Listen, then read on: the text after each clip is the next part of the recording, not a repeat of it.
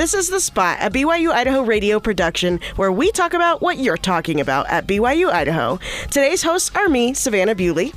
I'm Travis Richards. And I'm Bryan Bridge. The views and opinions of this podcast are not that of BYU-Idaho Radio or the university and are solely the opinions of the host. Today, we're talking about haunted attractions. And of course, it's the perfect time of year, mid-October, time to go to these haunted attractions. Yeah, I mean, I was never a big Halloween person growing up. It was part of my life. I mean, I dressed up as the Hulk. I dressed up as a hockey player because I had nothing else. I had just rollerblades and a hockey stick. But haunted attractions, I think my family knew that I was like the really scared type, so we never went and did much of that. I do remember one of the first times I ever did something like that was a haunted house in Canada, actually. I think we were burying my grandparents in Ohio, so we took a trip up to Canada, and it was in Niagara Falls, or Niagara, whatever it's called. And there I learned that my fear was real. Yeah, and growing up, I didn't really go to haunted attractions just because I wasn't allowed to, and I wasn't allowed to watch scary movies. So coming to Rexburg, I was introduced for the first time these haunted attractions, and even though I get really scared when I go to these attractions, it is a lot of fun, and it's fun to be with people you care about. Something I want to ask just right off the bat is, I know what type of scared person I am. I get really angry. I'm not laughing and being like, oh, go away, and that kind of scared. I legit turn to the person next to me and I'm like, we need to go now. This is not okay. What type of person are you? I just get really uncomfortable in these types of settings.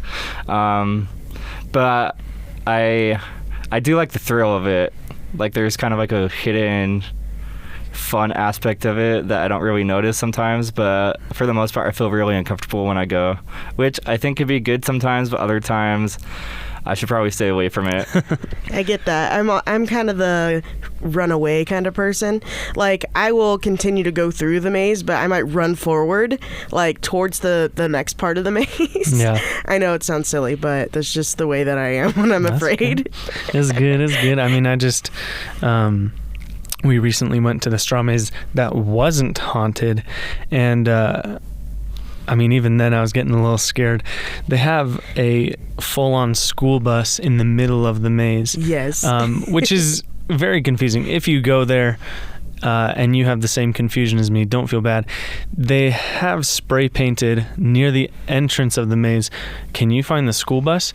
And there's another school bus outside of the maze. And so a lot of people are like, yeah, it's right there. That's what my cousin did. He was like, oh, I found the school bus. Can we go home now? And I was like, I don't think that's it. That seems pretty lame. But when you do come across the school bus in the middle of the maze, it's creepy. It's dark. It's obviously abandoned or just an empty school bus. I almost peed my pants. Let's just say that. And we actually ended up talking to a few people, and one of them talked about how she almost peed her pants too. And one of them. So we'll listen to what they had to say to us. I'm very excited for the haunted houses this year. Fall is one of my favorite seasons, and I love spooky things. I'd previously, in past years, been to the Haunted Straw Maze, and so I'm excited to go there again. And I've also gone to Albion, which is 2 hours away from here, but it's 4 haunted houses, and it is worth the drive. Very, very fun, very scary, and I am excited to go again this year.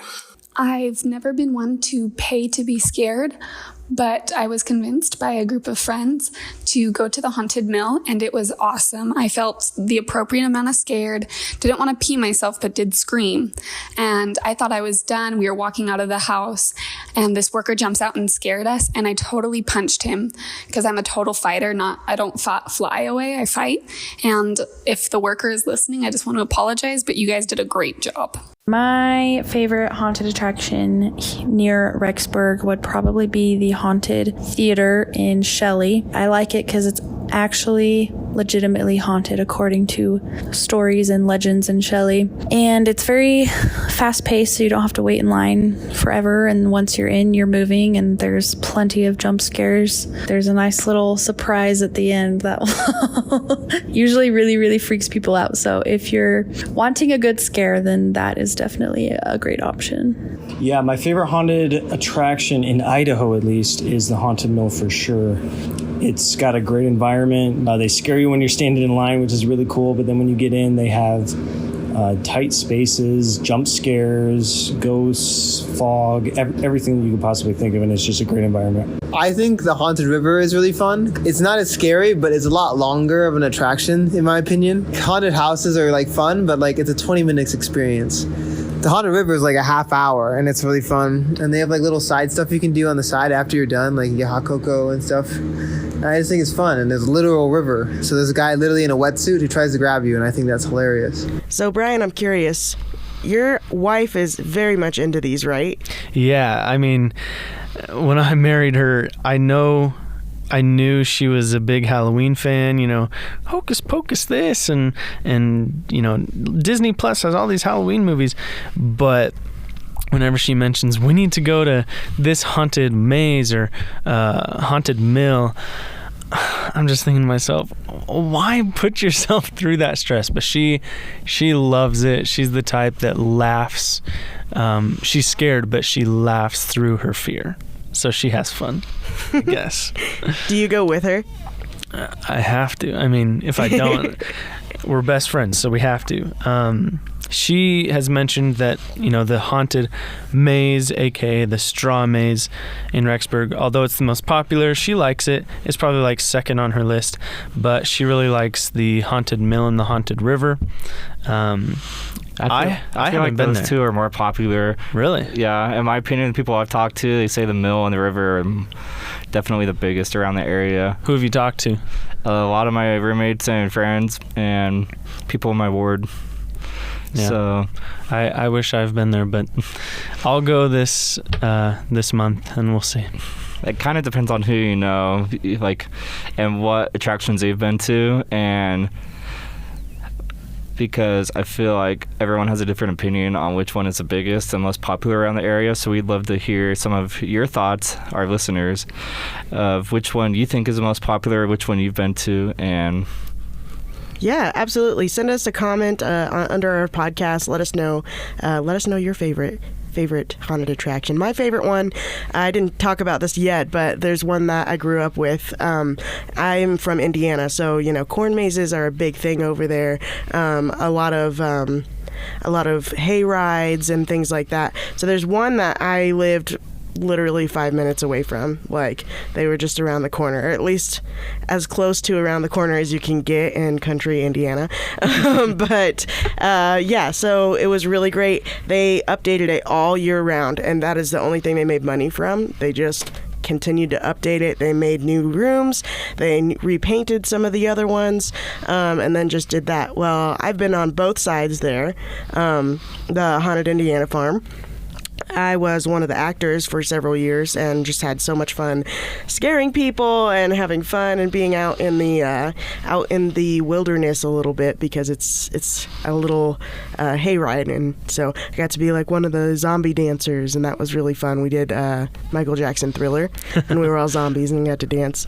And then they also had a haunted barn, which was the scarier option, and I got to do that for a little bit, but the acting in the haunted barn wasn't as fun because there was people constantly, and like a constant stream of people coming through. So like when you would scare one person, the 5 people behind them would like see you and then wouldn't get scared, and then so you'd have to wait. I mean, I guess the difference is like they would be like 10 seconds and then another group would come, right? Whereas with the hayride, we would wait maybe 10 minutes before the next hayride would come, and so we had a little bit of like downtime in between, and it was fun because we got to they had little fires out there, and we were able to make s'mores and hot dogs and just have fun while we were also working and enjoying our time. So yeah, that was kind of my favorite haunted place, but I haven't been to any of them around here. I've heard some good things though. Well, quickly, speaking of, the workers, number one, when we went through the straw maze recently, it was not haunted, and you could see the places in the maze where it's like a tiny little cubby where the workers would be. And I just kept thinking to myself, like, yeah, it's right around the corner. If somebody were to come out and scare me, I'm not a puncher. One person I got an interview for said that she punched somebody, and I'm not like that. But I will yell at them and be like, "You're stupid." So I'm sorry, Savannah, that I call your coworkers or other people stupid, but I just can't handle it. I put myself through it and I can't handle it. See, speaking as somebody who's been that actor, they give you that warning a lot. At least the place I worked at, they're like, hey, everybody gets scared differently. Just be prepared. Some people might throw punches, but be careful, and some people might yell at you. Some people might just run away from you. Just be aware. There are so many different ways people will react to you. You have to take a psychology class before you can act. Yeah. So that was just their little rundown, and we had a lot of extra things that we did. We had people jumping from trees and with harnesses and stuff, and so they had to go through harness training and things like that. So it was a really, really cool place. But Indiana gets very much into their haunted mazes and things like that. Yeah. Travis, back when you were growing up, did you go to pumpkin patches a lot? I'm from Las Vegas, so I didn't really. I think the biggest. We went to casinos. Yeah, I know that we're kind of going off track here, but I feel like the biggest memories that I have about Halloween is just trick or treating or trunk or treating, and I didn't really go to pumpkin patches because I was in the city, and I think being from Las Vegas, the only haunted attraction that I remember is called Fright Dome. And that's about a 5-acre lot on Adventure Dome down the strip, and I think it's at least 10 haunted houses that you have to go through. Oh my word! Yeah, it's a huge attraction, and it gets a lot of national attention. But dang, I've never been there, but I heard it's a lot of fun. That's super cool. I mean, here in Idaho, we're talking about the straw maze or mazes a lot, but if you do your research, there's haunted hospitals. I didn't know there was a haunted hospital. I looked that up, and it looks fun. Have any of you watched Ghost Adventures or Ghost this and that on TV?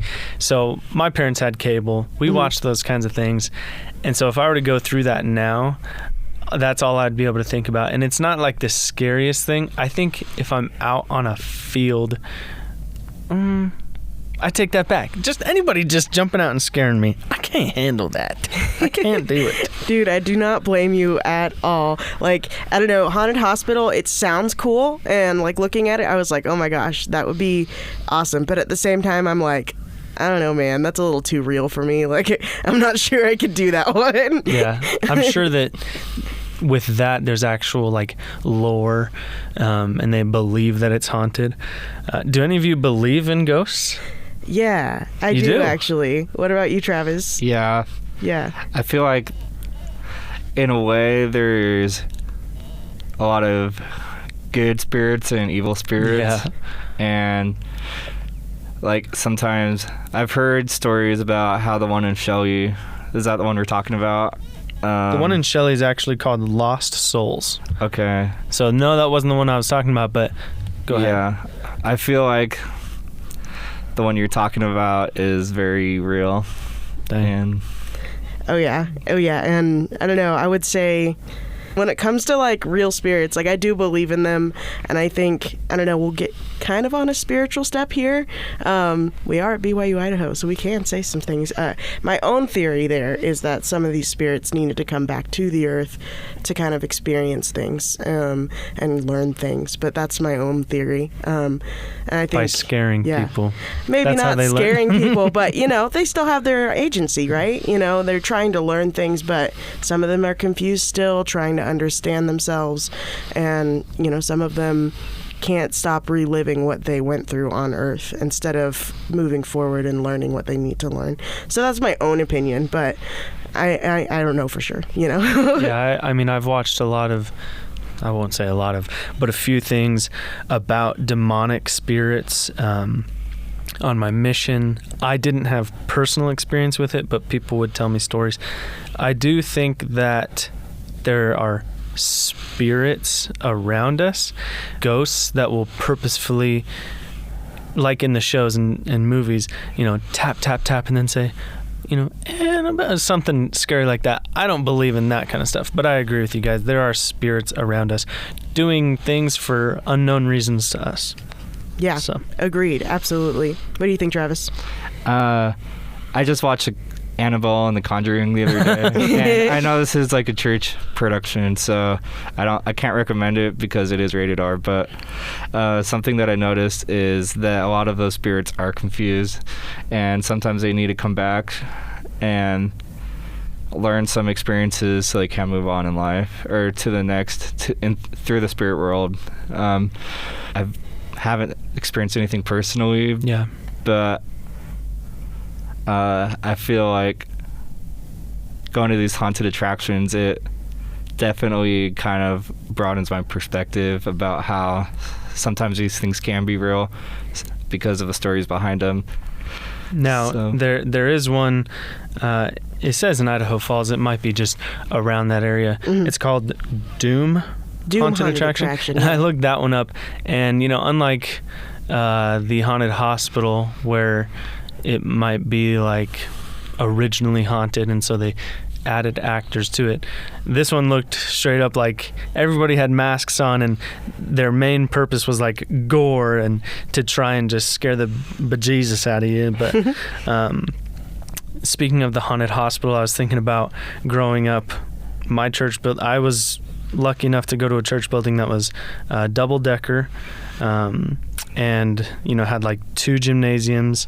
It was humongous, and every time we had like mutual, you know, Wednesday nights, a lot of the lights would be off, and there were long hallways. Oh no. A lot of empty classrooms, and I just would remember my dad being like, okay, turn the lights off, because we would be the last ones out of the building, and just wanting to run away. Kind of like that feeling you get when you're taking the trash out late at night and you feel like somebody's watching you. You're like, yes. That's how I feel. So maybe the haunted hospital would be the like most realistic scary, whereas the haunted maze, you know that it's just actors and things like that, but maybe there's some weird spirits. And we talked a brief bit about the Haunted Mill. I haven't been there. I haven't been to any of these attractions yet because I moved here in January. So, like, I'm really excited to go check some of them out. But I heard some really good things about the Haunted Mill and that it's, like, worth a little bit of the drive. I think they said it was, like, 30 minutes away in Teton. Yeah, somewhere in there. So yeah, I've heard good things about the Haunted Mill. I've heard good things about the maze. We talked a little bit about the haunted hospital. Some other things around here. Is it Menan? Oh, Menan. Mm-hmm. Menan. Okay. You can tell I'm an outsider. There's a haunted river in Menan. Have you guys been to that one? I haven't been to the Haunted River, but I have been to the Haunted Mill and the Haunted Straw Maze, and actually have a little bit of experience to share from both of them. A girl that I met on Mutual a couple years ago wanted to go to the Haunted Mill with me so she could meet me, and I was terrified just because I feel like it's actually one of the scarier attractions. And I was like, I'm just going to go so I can get to know this girl better. And after that, she completely ghosted me, and I do not want to go back just because. No. Ghost. Like, I want to go back. that was a good one. Thank you. Maybe she was a ghost, you know. Yeah. But the Haunted Mill is definitely scary. And I remember when I was there, someone asked one of the workers what the Haunted Mill becomes during the off season, so like the 10 months out of a year that it's not in service, and the worker said that it's still haunted. And, wow. Yeah. So the Haunted Mill is also haunted. According to the workers, it is. According to them. Yeah. That would be interesting. Yeah, and so it's just closed from the public. So I thought that was pretty interesting. I did have a fun time when I was there, and some friends are going tonight, so I might go with them because I'm closer with them, just so I can kind of get over that experience of being ghosted by the ghost. Yeah, exactly. There you go. But that, like, I feel like the Haunted Mill is definitely worth, like, if you want a thriller, I think the Haunted Mill is definitely one of the better places to go. Another building, right? It's not like outdoors. It's in a building. Yeah, it's in a building. Okay.